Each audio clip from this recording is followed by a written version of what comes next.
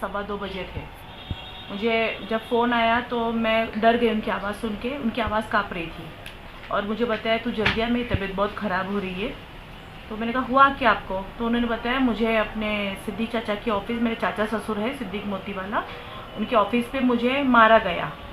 अशफाक मोतीवाला ने और अतीक मोतीवाला ने मुझे मारा और साथ में उनके 4-5 लोग और भी थे। वो मुझे फ़ोन पे पहले इतने बताया कि मुझे मारा गया। मैंने वो सब छोड़ा, सोचा नहीं ज़्यादा, मैं सीधा पहुंच गई उनके पास। जब मैं वहाँ पहुंच के देखा ना उनको, हमारे जो शॉप में बैठे थे वो, मैंने उनको देखा तो उनकी हालत बहुत ख़राब थी, पूरा पसीना जा रहा था और उनके हाथ में से सब खून बह रहा था। तो किसी ने बोला कि जैसे पानी मारा है मुंह पे, हाथ को पोछो ज़रा। मैं जब हाथ लगाई मैंने तो उनकी पूरी बॉडी थर थर थर थर हो रही थी, पूरी सी काँप रही थी। मुझसे वो सीन देखा नहीं गया। मैंने बोला क्या हुआ आपके साथ में, ये ऐसा अचानक इतना सीन क्या हो गया आपके साथ में? तो बोले मैं जब ऑफिस में गया था थोड़ा बात करने के लिए, चाचा जी ने मुझे बुलाए थे वहाँ पर, सिद्दीक मोतीवाला ने बुलाए थे मुझे बात करने के लिए। हमारे ससुर की जो नॉन प्रॉफिटेबल ऑर्गेनाइजेशन है, स्कूल है जिसमें उन्होंने 30 साल से ज़्यादा उनकी ज़िंदगी लगा दी है। मैं चाह रहा था कि जो अपना बेटा है उसको वो ट्रस्ट में मैं डालूं। तो उन्होंने प्रपोजल रखा था, तो प्रपोजल के बाद में उन्होंने प्रपोजल नहीं माना और उन्होंने एक रजिस्टर भेजा था उनको जिसमें उन्होंने नई कमेटी बनाई। नई कमेटी में उन्होंने मेरे बेटे की जगह हटा दिए, मेरे शौहर की जगह हटा दिए। उन्होंने प्रेसिडेंटशिप पे खुद का नाम डाल दिए, उनके बेटे का नाम उन्होंने वाइस प्रेसिडेंट पे डाल दिए, दूसरे लोगों को डाले बीच में। सबको हटाते हुए उन्होंने एक नौकर को डाल दिए जो उनके सारा राइट हैंड काम करता है। मेरे हस्बैंड को देख के आया गुस्सा। उन्होंने बोले भाई आपने ये ऐसा क्यों करे? अपने घर का बच्चा इतना पढ़ा लिखा है, तुम उसका फ़ायदा क्यों नहीं उठाते और तुम दूसरों को क्यों डाल रहे हो? तुम्हारे से मुझे कुछ नीयत सही नहीं लग रही है। तो वो बात सुनते से उनको गुस्सा आ गया, वो उखड़ गए, वो खड़े हो गए और उन्होंने ऐसा आंग पे आने की कोशिश करी।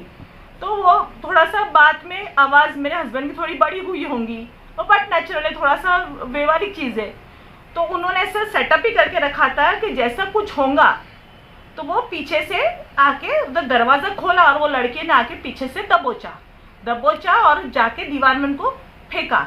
उतनी देर में दूसरा बच्चा है, दोनों तीनों ने उनको पकड़ के दबा दिए और जो कैमरा था ना उसके पीछे दीवार में दबा दिए। ये सब मुझे बाद में पता चला, उन्हीं के आदमी ने मुझे बताया।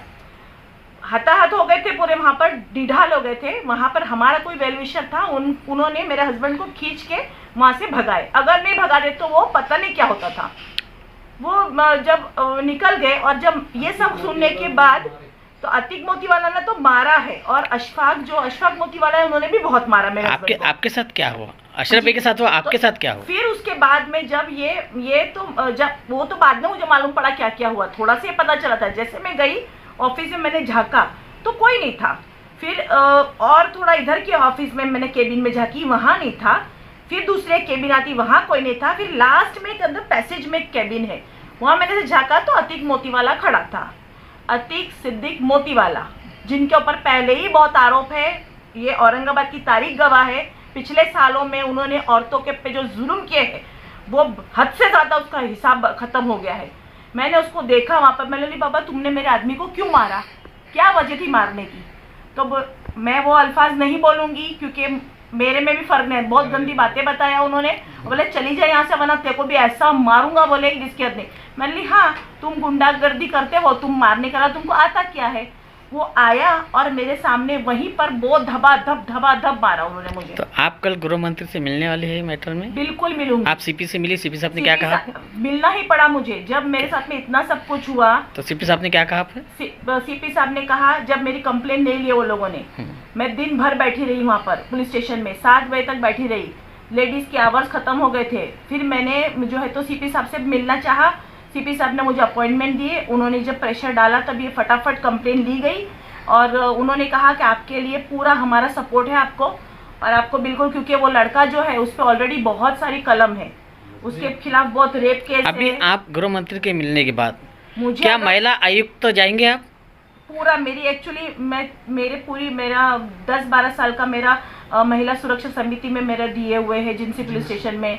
फिर अपना लायंस जो है, Lions club of Aurangabad agent Maharashtra में। गवर्नमेंट महिला आयोग में आप जाएंगे जी क्या? मैं कल जाऊंगी इंशाल्लाह। महाराष्ट्र गवर्नमेंट आयोग की बात कर रहा हूँ, यहाँ की बात नहीं कर रहे हम। अच्छा महाराष्ट्र महिला पे जो अत्याचार होता है उसकी कमेटी है बिल्कुल जाऊंगी महाराष्ट्र मैं। गवर्नमेंट और सेंट्रल गवर्नमेंट के बिल्कुल अंदर, जिसकी प्रेसिडेंट विजय राटकर मैडम है। मुझे सपोर्ट मिला तो मैं सारा कुछ करूंगी। मेरी कोई दूसरे से दुश्मनी नहीं है, मेरी अतीक मोतीवाला से है, और ये भी सिर्फ इसीलिए है कि अब हद हो गई है। हमारे माशरे में ऐसा इंसान का रहना सही नहीं है। आप महिला आयुक्त तो जाएंगे? जी बिल्कुल जाऊंगी। और गृह मंत्री से इंशाल्लाह। कल गृह मंत्री से और मेरी मिलेंगे? जान को भी धोखा है, मेरे बच्चों की भी जान को धोखा है। वो बंदा खुलेआम पिस्तौल लेके घूमता है। इंशाल्लाह डरूंगी नहीं, और मेरे से जो हो सका मैं करूंगी, अपने आप के लिए भी करूंगी और औरंगाबाद के लिए भी आपकी पूरे फैमिली को अतीक मोतीवाले से धोखा है, आपका बोलना है? पूरी फैमिली को, मेरी पूरी फैमिली को है। यहाँ तक कि मेरे नौकरों को टॉर्चर करा जा रहा है बाहर। ठीक बाहर मेरे नौकरों को धमकाया जा रहा है। 2 बंदे तो आज आए नहीं डर के मारे। ठीक। मेरी आप लोगों से रिक्वेस्ट है, प्लीज आप लोग साथ दो सही का। और इलेक्ट्रिसिटी एक्ट डालने का मेरे को, जी हाँ, मुझे धमकाया गया कि आपका अगर केस वापस नहीं लोगे, पुलिस स्टेशन में पुलिसों के सामने धमकाया गया है कि तू अगर डालेगी केस, अब भी हम तेरे पास दलितों का एक्ट डालेंगे, इलेक्ट्रिसिटी एक्ट डालेंगे। क्या चल रहा है औरंगाबाद में? ठीक ठीक ठीक।